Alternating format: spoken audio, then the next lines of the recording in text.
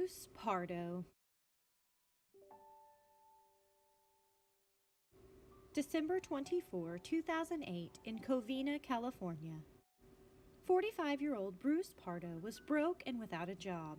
He had 2 failed major relationships in his past, and he was angry. On Christmas Eve, 2008, he put on a Santa suit and drove to the home of his former in-laws, Joseph and Alicia Ortega. The Ortegas were hosting 25 family members in their home. The adults were in the dining room playing poker, while the kids were in the back of the house playing video games. One of the Ortega's grandchildren, 17-year-old Michael, was upstairs on the computer.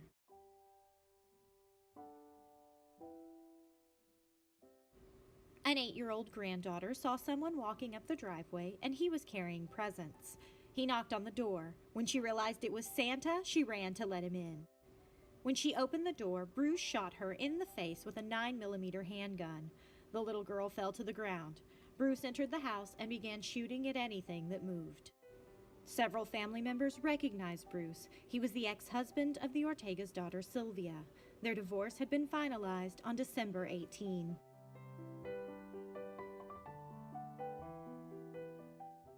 Bruce continued his Christmas Eve shooting spree by firing at the Ortega's son James, followed by his brother Charles. The men attempted to stop Bruce even after they had been shot. Bruce then found a group hiding under the table. It included 80-year-old Joseph and 70-year-old Alicia.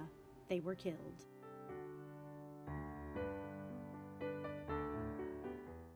Bruce finally found his ex-wife and her sister Alicia. He shot and killed them as well. The only sibling to escape the massacre was Letitia. She was the mother of the 8-year-old who answered the door. She was able to escape the house with her daughter, who survived. Letitia ran to a neighbor's house and called 911. A 16-year-old granddaughter of the Ortegas was shot in the back, but survived. Bruce wasn't done yet. He opened one of the gift-wrapped packages he'd brought with him and produced a homemade flamethrower. He doused the first floor of the house in racing fuel and set the house on fire. Michael was trapped upstairs and was killed. It took 80 firefighters 1.5 hours to control the blaze.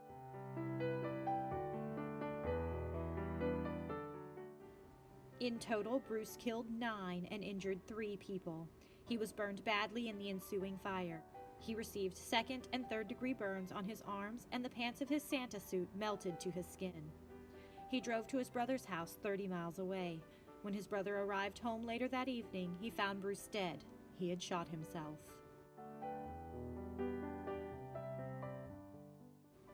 Bruce had parked his car a block from his brother's house. When police found it, they discovered that he had rigged the car with explosives set to go off when someone removed the Santa suit from the vehicle. The bomb was safely detonated by police, and no one was injured.